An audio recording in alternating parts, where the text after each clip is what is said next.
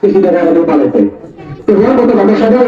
এটা সাথে শুরু হয়ে গেলে সবাই যেটা বলে যে আল্লাহ জবাব দিবে আমি আর কবরের জবাব দিবে তুমি মানুষের জবাব দিতে পারতো না জানো আপনি সাবধান হতে হবে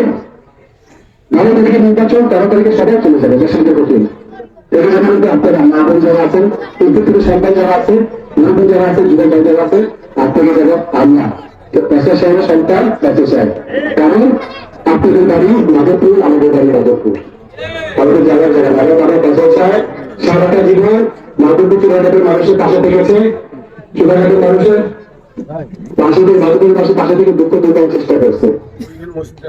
কি করছেন না করছে আপনারা ভালো জানেন আপনাদের সন্তানের জন্য কি করছে রাস্তাঘাট কি করছে চিকিৎসা কি করছে আপনারা ভালো জানেন এগুলো সত্যি সারা জীবন আপনাদের পাশে ছিল 15 বছর জীবন বসে নাই আপনার বাড়ি মাধবপুর আমাদের বাড়ি মাধবপুর আমাদের বাড়ি বেশি আমরা বেশি করে এক মাধবপুরে জায়গা নাই আজকে নির্বাচনের সময় নির্বাচন জায়গাতে যাই মাধব আপনার আছে 2000 নির্বাচনে খুব ভালো লাগে ওদের কাছে যখন দোয়া খুঁজি ওনারা বলে ইনশাল্লাহ চিন্তা করে বাবা আপনি আপনার একটা পাস করবে মাঠ পাইবে পাস করবে ওদের পাস করবে দৃষ্টিতে থাকে আগে কেস পরে দরবেশ আপনি যখন প্রশাসন আমাদের কেস আমাদের প্রবেশ নাই না বলে বলছে আলহামদুলিল্লাহ সুতরাং আমি আপনাদের কাছে কথা বলতে চাই আমাদের প্রশাসন আপনাদের কেস আপনাদের আপনাদের